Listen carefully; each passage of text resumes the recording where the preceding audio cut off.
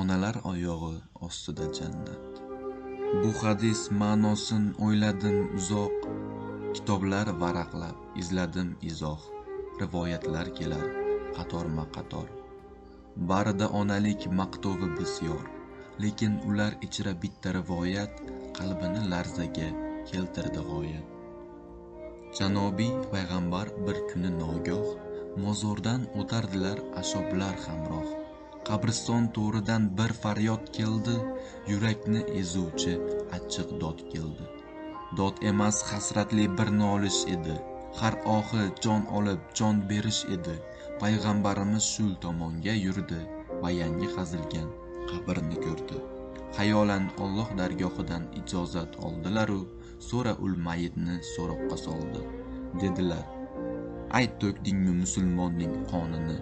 Mayit dedi: "Yo'q, og'ritmovdim musuchaning jonini. Demak, kun ko'rgansan luqmai haromdan. Yo'q, hazar qilganman makruh taomdan. Unda nedan buncha senga azobdur? Qaysi aybing uchun shuncha g'azabdur?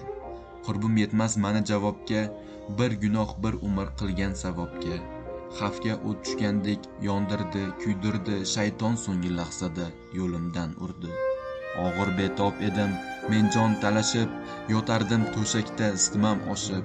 Volidam yonimda girgitton edi, suv desam jonini tutgan mehribon edi. To jonim chiqarga yetganda fursat, dedim: "Ey Azroil, joyimni ko'rsat." Ro'yob bo'lgan edi qilgan mehnatim, nasib etgan edi jannatdan joyim. Bu sirdan bexabar bechora onam, o'lmagin bolam deb meni dambadam yuzimdan ko'zimdan o'pardi giryon. Ruh tanamga qaytganday bo'ldi bir zamon. Men bunday qaytishni onamdan bildim. Qaytarmang deb u zotning qo'liga urdim. Shunda bekor bo'ldi butkul toqatim. Tunlar bedor qilgan men tilovatim. Bildim aslo menga hidoyat bo'lmas, onamdan o'zgadan inoyat bo'lmas. Bunday javob tinglab payg'ambarimiz dedilar: "Volidasini izlab topingiz."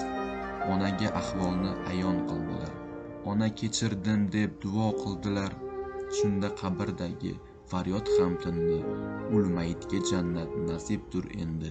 Rasuli akramdan nurli hidoyat, onalar oyog'i ostida jannat.